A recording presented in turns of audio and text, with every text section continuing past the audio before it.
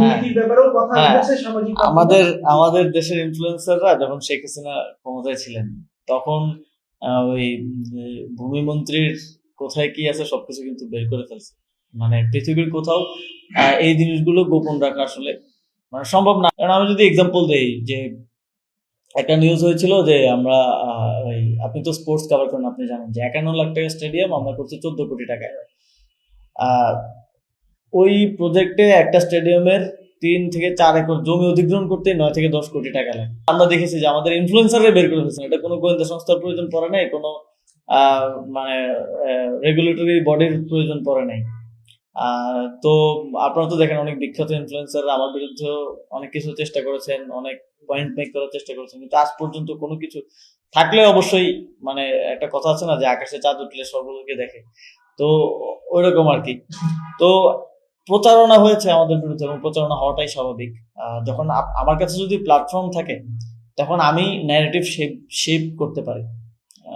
আমরা যাদের বিরুদ্ধে লড়াইটা করেছি এবং ইভেন্চুয়ালি দায়িত্ব পালন করতে গিয়েও অনেকে শত্রু ভাবাপন্ন হয়েছে, তাদের কাছে তো প্ল্যাটফর্ম আছে।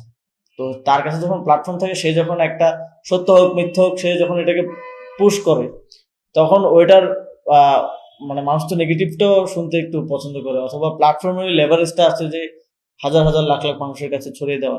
হয়তো আমার উত্তরটা আমি দিচ্ছি কিন্তু আমার উত্তরটা পৌঁছাচ্ছে না। কারণ আমি যদি এক্সাম্পল দেই যে একটা নিউজ হয়েছিল যে আমরা ওই আপনি তো স্পোর্টস কভার করেন, আপনি জানেন যে 51 লাখ টাকা স্টেডিয়াম আমরা করছি 14 কোটি টাকায়। ওই প্রজেক্টে একটা স্টেডিয়ামের 3 থেকে 4 একর জমি অধিগ্রহণ করতে 9 থেকে 10 কোটি টাকা লাগে। তো আমি ওই পত্রিকার উদ্দেশ্যে একটা মিডিয়াতেই বলেছিলাম যে আপনারা করে দেন কাজটা, তাহলে সরকারের টাকা বেঁচে যায়।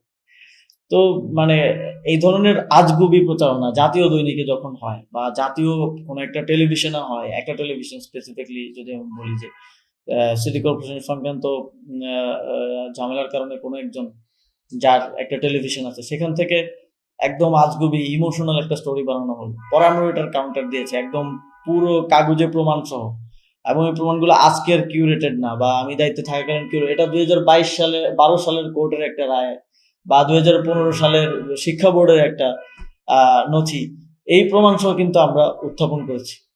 আবার একটা যদি ঘটনা খেয়াল করেন যে একজন রাজনৈতিক নেতা চাঁদাবাজির ঘটনায় একজন মামলার আসামিকে তার বাসায় নিয়ে গিয়ে আমার বিরুদ্ধে স্টেটমেন্ট আদায় করলো যে এই চাঁদাবাজির ঘটনায় আমি জড়িত। কতটা কতটা ভিসিয়াস হলে এটা করা যায়, মানে আমার বাসায় আমি একজন আসামি যে পলাতক, তাকে আমি আমার বাসায় এনে ভিডিও রেকর্ড করছি যে তুমি ওর নাম বলো, ওকেও এটার মধ্যে জড়াও।